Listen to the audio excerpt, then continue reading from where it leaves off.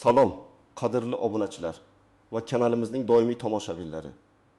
Bugun siz bilan juda ham muhim, ko'pchilikni tashvishga solishi mumkin bo'lgan, hatto shok deya atash mumkin bo'lgan bir mavzuni muhokama qilamiz.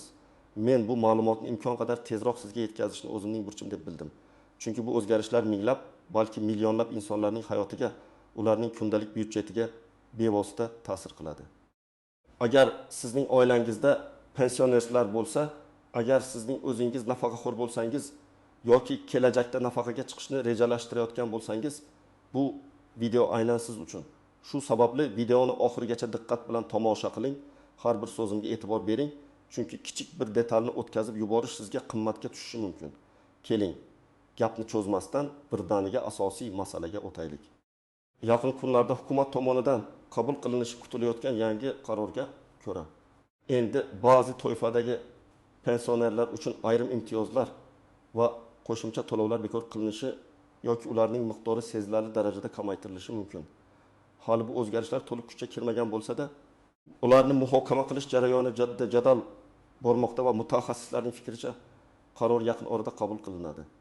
Bu nafaqat nafaqa miqdoriga, balki boshqa ijtimoiy himoya mexanizmlariga ham taalluqli bo'ladi. Endilikda pensionerlarning daromadlari va mol-mulkiga asoslangan holda davlat tomonidan beriladigan ayrim yordam turlari qayta ko'rib chiqiladi. Avvallari nafaqa yoshiga yetgan har bir fuqaro ish faoliyatini davom ettiradimi, boshqa daromadlarga egami yoki yo'qmi? Qat'iy nazar, deyarli bir xil ijtimoiy imtiyozlardan foydalanish huquqiga ega edi. Bugun esa vaziyat o'zgarmoqda. Shu bois sizdan iltimos, hoziroq kanalimizga obuna bo'ling va videoga like bosing. Shunda bu muhim ma'lumot ko'proq odamlarga yetib boradi. Muammoning mohiyati va nimalar o'zgardi, qanday edi va qanday bo'ladi? Keling, avval vaziyatni tushunib olaylik. Mamlakatimizda uzoq yillar davomida amalda bo'lgan pensiya tizimi shunday ediki, nafaqa yoshiga yetgan fuqaro agar u ish faoliyatini davom ettirsa ham to'liq pensiyasini olish huquqiga ega edi. Ya'ni siz pensiyaga chiqqach ishlasangiz ham, ishilmasangiz ham nafaqangiz to'liq hajmda hisoblanar va to'lanar edi. Bu tizim bir qator sabablarga ko'ra joriy qilingan edi. Birinchidan, aholining ijtimoiy himoyasini kuchaytirish. Ikkinchidan, tajribali kadrlar ish joyida qolishini rag'batlantirish. Uchinchidan, keksa yoshdagi insonlarning moliyaviy barqarorligini ta'minlash. Ko'plab pensionerlar nafaqadan tashqari ishlash orqali ham daromad topish imkoniyatiga ega edilar va bu ularning turmush tarzini sezilarli darajada yaxshilar edi. Davlat tomonidan beriladigan ba'zi bir qo'shimcha yordamlar, masalan, kommunal to'lovlar bo'yicha imtiyozlar, jamoat transportida bepul yoki arzon yurish huquqi, sanatoriy kurortlarda davolanish imkoniyatlari ham ko'pchilik uchun mavjud edi. Bu imtiyozlar odatda umumiy qoida asosida, ya'ni pensioner maqomiga ega bo'lgan har bir shaxsga berilardi. Ularning daromad darajasi yoki boshqa mol-mulki inobatga olinmasdi. Endi esa vaziyat tubdan o'zgarmoqda. Yangi qaror loyihasi shuni ko'zda tutmoqdaki, pensionerlarning moliyaviy ahvoli davlat tomonidan ijtimoiy yordam ko'rsatishda muhim mezon bo'ladi. Asosiy o'zgarish ikki yo'nalishda bo'lishi kutilmoqda. Birinchidan, ishlaydigan pensionerlarning pensiya miqdorini qayta hisoblash mexanizmi o'zgarishi mumkin. Ikkinchidan, umumiy daromadi ma'lum bir belgilangan chegaradan oshgan pensionerlarga ayrim ijtimoiy imtiyozlar, masalan, kommunal to'lovlar bo'yicha subsidiyalar, bepul dorilar yoki jamoat transporti imtiyozlari cheklanishi mumkin. Bu o'zgarishlarning asosiy maqsadi davlat byudjetini optimallashtirish, ijtimoiy yordamni chinakamiga muhtoj bo'lganlarga yo'naltirish, shuningdek pensiya tizimida adolatni ta'minlashdir. Ya'ni, agar pensioner yetarli daromadga ega bo'lsa, davlat uni qo'shimcha imtiyozlar bilan ta'minlashdan voz kechishi mumkin. Bu albatta ko'pchilik uchun kutilmagan va yoqimsiz yangilik bo'lishi mumkin, ammo hukumatning fikricha bu choralar davlat iqtisodiyotining barqarorligini ta'minlash uchun zarur. Birinchi asosiy qism nimalarni bilish kerak, kimlar tashvishlanishi kerak va kimlar tashvishlanmasligi kerak. Xo'sh, nimalarni bilishimiz kerak? Eng muhim jihat shuki, bu o'zgarishlar barcha pensionerlarga bir xil darajada ta'sir qilmaydi. Asosan ikki toifadagi pensionerlar bu yangiliklardan ko'proq xavotirga tushishi mumkin. Birinchidan, nafaqaga chiqqanidan keyin ham ish faoliyatini davom ettirayotgan, ya'ni qo'shimcha daromadga ega bo'lgan pensionerlar. Ikkinchidan, pensiyadan tashqari boshqa manbalardan, masalan, ijara daromadi, biznes faoliyati, katta miqdordagi depozit foizlari, doimiy va sezilarli daromad oladigan pensionerlar. Keling, bir nechta aniq real hayotiy misollar yordamida vaziyatni tushunib olaylik. Birinchi misol. Ahmad amaki 65 yoshda u nafaqaga chiqqaniga 5 yil bo'ldi.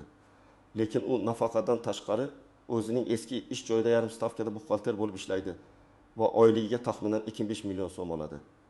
Uning pensiyasi 2,4 million so'm. Hozirgi kunda Ahmad amaki jami 4,3 million so'm daromad oladi va bu daromadga nisbatan hech qanday cheklov qo'yilmaydi. U o'zining to'liq pensiyasini oladi. Shuningdek, ish haqi ham to'liq hisoblanadi. Bundan tashqari uning oilasi kommunal to'lovlar bo'yicha ma'lum bir imtiyozdan ham foydalanadi. Yangi qoida kuchga kirsa, Ahmad amakining vaziyati o'zgarishi mumkin. Agar uning umumiy daromadi, pensiyasi va ish haqi davlat tomonidan belgilangan ma'lum bir chegaradan, masalan, minimal iste'mol xarajatlarining 3 baravari, ya'ni taxminan 6,7 million so'm oshib ketsa, uning pensiyasining bir qismi ushlab qolinishi yoki kommunal to'lovlar bo'yicha imtiyozlari bekor qilinishi mumkin. Masalan, agar yangi qoidalar bo'yicha faqatgina minimal iste'mol xarajatlarining 5 baravari miqdorda daromad oladigan pensionerlargagina kommunal imtiyozlar berilsa, Ahmad amaki bu imtiyozdan mahrum bo'ladi. Bu holatda Ahmad amaki o'zining moliyaviy rejasini qayta ko'rib chiqishi kerak bo'ladi. Yoki ish joyidagi stavkasini qisqartirishi, yoki qo'shimcha imtiyozlardan voz kechishi, yoki ishlamaslikni tanlashi mumkin. Ikkinchi misol. Malika xola 6 yoshda, u ham nafaqaxo'r. Pensiya miqdori 11 million so'm. Uning o'g'li chet elda ishlaydi va har oyda Malika xolaga muntazam ravishda 2 million so'm miqdorida pul jo'natib turadi. Hozirgi qoidalarga ko'ra bu pul o'tkazmalari uning pensiyasiga ta'sir qilmaydi. U to'liq pensiyasini oladi va shuningdek ushbu pulga erkin egalik qiladi. Malika xola ham davlat tomonidan beriladigan ba'zi bir ijtimoiy yordam turlaridan foydalanadi. Yangi qoida doirasida agar bunday muntazam pul o'tkazmalari ham pensionerning umumiy daromadi hisobiga kiritilsa, uning umumiy daromadi pensiya plus pul o'tkazmalari 3 million so'mga yetadi. Agar davlat qo'shimcha yordam olish uchun daromad chegarasini, masalan, 2 million so'm qilib belgilasa, Malika xola ham kommunal imtiyozlar yoki bepul dorilar kabi yordam turlaridan mahrum bo'lishi mumkin. Bu holatda Malika xola ham o'zining byudjetini qayta rejalashtirish kerak bo'ladi. Bu o'zgarishlar uning oylik xarajatlariga bevosita ta'sir qiladi. Uchinchi misol. O'zbekistonda 2 nafar kvartirasini ijaraga beradigan pensiya yoshidagi bir shaxs bor. Aytaylik, ismini Vali bobo deymiz. Vali bobo nafaqaga chiqqan, uning pensiyasi 27 million so'm. Ammo u Toshkent markazida 2 ta kvartirasini oyiga har birini 5 million so'mdan ijaraga beradi. Demak, uning oylik ijara daromadi 10 million so'm. Pensiyasi bilan birga umumiy daromadi 1,7 million so'mni tashkil etadi. Hozirgi tizimda bu ijara daromadi uning pensiyasiga ta'sir qilmaydi va u to'liq pensiyasini oladi. Lekin yangi qoidalar qabul qilinsa, Vali bobo kabi yuqori daromadga ega bo'lgan pensionerlarning nafaqasi qayta ko'rib chiqilishi yoki ularga bironta ham ijtimoiy imtiyoz berilmasligi mumkin. Hukumatning maqsadi aynan shunday holatlarda. Ya'ni moliyaviy jihatdan mustaqil va baquvvat bo'lgan pensionerlarga davlat tomonidan beriladigan qo'shimcha yordamni cheklashdir. Toki bu yordam chinakamiga muhtoj bo'lganlarga yo'naltirilsin.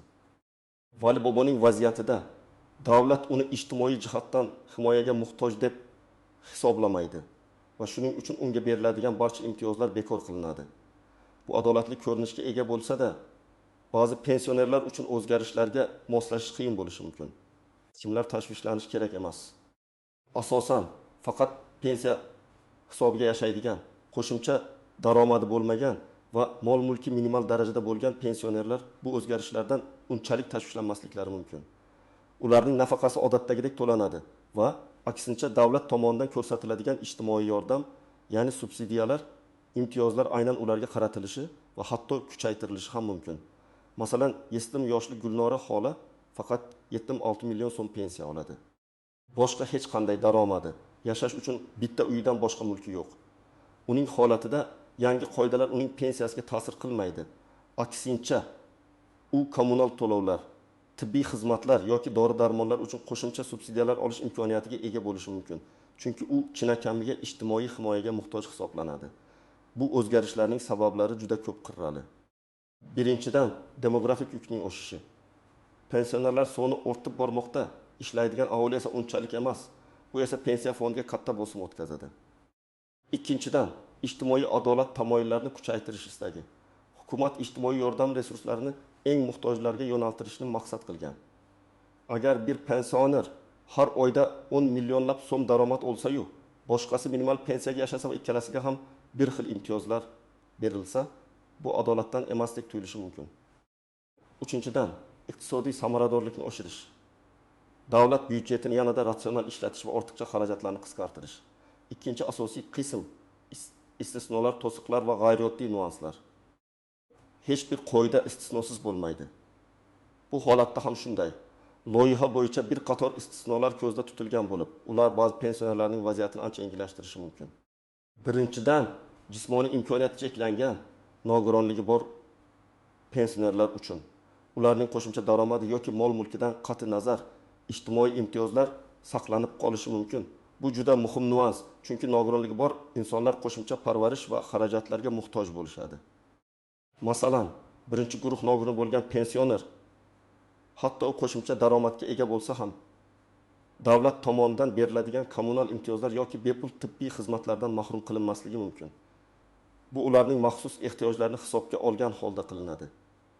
Ikkinchidan, urush faxriylari va mehnat fronti faxriylari uchun ham alohida yondashuv bo'lishi kutilmoqda. Ularning vatan oldidagi xizmatlari inobatga olinib, ba'zi imtiyozlar ularga saqlanib qolishi mumkin. Chunki bu insonlar mamlakat uchun ulkan hissa qo'shgan va ularga davlatning minnatdorchiligi har qanday moliyaviy mezonlardan ustun turadi. Ularga nisbatan cheklovlar qo'llanilmasligi ijtimoiy adolatning muhim bir ko'rinishi bo'ladi. Uchinchidan, ijtimoiy yordamga muhtoj bo'lgan yolg'iz pensionerlar. Agar pensioner yolg'iz yashasa, qarovchisi bo'lmasa va uning daromadi o'zining va turmush o'rtog'ining nafaqasidan iborat bo'lsa, u ham davlat tomonidan qo'llab-quvvatlanishda davom etishi kutilmoqda. Bu yerda daromad miqdori juda muhim bo'ladi. Agar yolg'iz pensionerning umumiy daromadi belgilangan chegaradan oshib bo'lsa, barcha imtiyozlardan foydalanishda davom etadi. Agar u daromad chegarasidan oshib ketsa ham, yolg'iz yashash holati inobatga olinishi va ba'zi imtiyozlar saqlanishi mumkin. Bu holatlarni aniqlash uchun maxsus komissiyalar yoki ijtimoiy xizmatlar vakillari pensionerlarning yashash sharoitlarini o'rganishlari ham mumkin. Endi esa to'siqlar va g'ayrioddiy nuanslarga e'tibor qaratamiz. Birinchi to'siq daromadlarni aniqlash mexanizmi. Davlat qanday qilib pensionerning barcha daromadlarini, jumladan norasmiy daromadlarni yoki chet eldan keladigan pul o'tkazmalarini aniqlaydi. Bu masalada ma'lum bir qiyinchiliklar tug'ilishi mumkin. Hukumat bank ma'lumotlari, soliq idoralarining hisobotlari, kadastr ma'lumotlari va boshqa rasmiy bazalardan foydalanishi rejalashtirilmoqda. Biroq nafaqaxo'rlar orasida ba'zilar norasmiy ish bilan shug'ullanadi yoki naqd pulda daromad oladi. Bu daromadlarni aniqlash qiyin bo'lishi mumkin, ammo davlatning maqsadi shaffoflikni ta'minlashdir. Shu bois pensionerlarga barcha daromad manbalarini oshkor etish tavsiya etiladi. Kelajakda agar davlat aniq dalillar bilan pensionerning daromadini yashirganini aniqlasa, unga nisbatan ma'muriy choralar qo'llanilishi ham mumkin. Ikkinchi nuans mol-mulkni baholash. Agar pensionerning mulki, masalan, bir nechta uy-joyi, avtomobillar yoki yer uchastkalari bo'lsa, ular ham daromad darajasini aniqlashda inobatga olinishi mumkin. Bu mulklar qanday baholanadi? Bozor qiymatimi, kadastr qiymatimi? Bu borada aniq metodika ishlab chiqilishi kerak. Hozircha mulkni baholash bo'yicha ham standartlashtirilgan yondashuvlar muhokama qilinmoqda.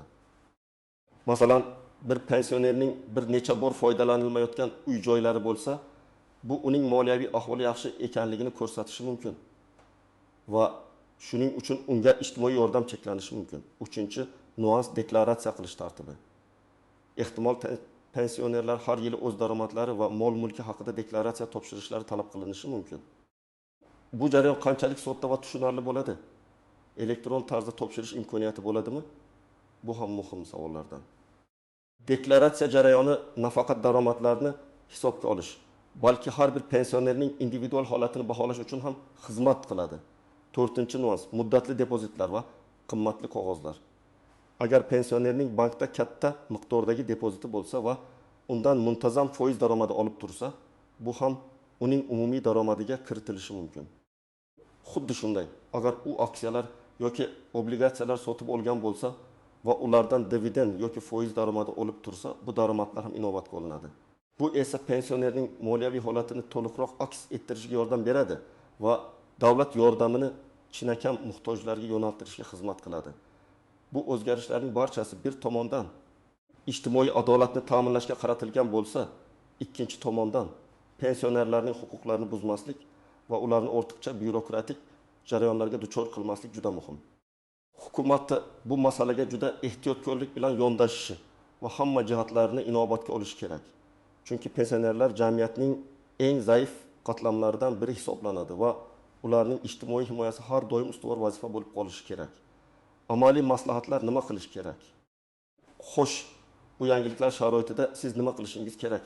Birinchi navbatda xotirjamlikni saqlang va vahimaga tushmang. Hukumat hali yakuniy qarorni qabul qilmagan. Loyiha muhokamada.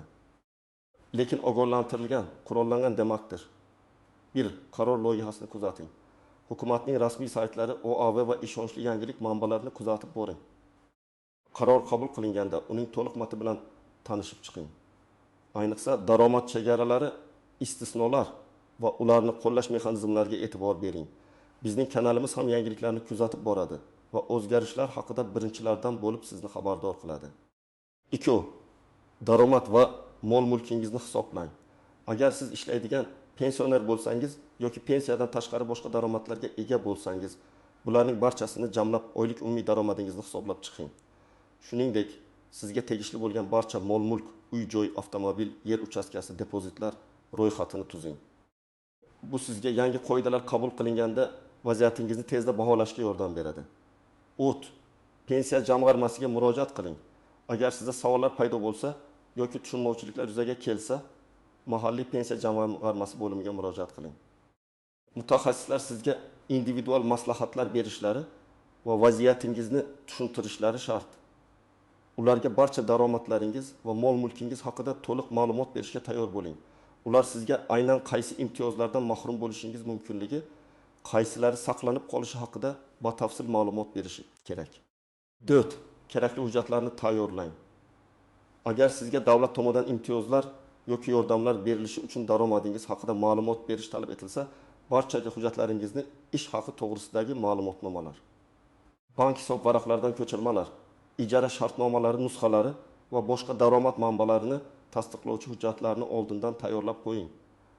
Ba'zi hollarda sizga tegishli mulk hujjatlari, kadastr pasportlari, transport vositalarini ro'yxatdan o'tkazish guvohnomalari ham kerak bo'lishi mumkin.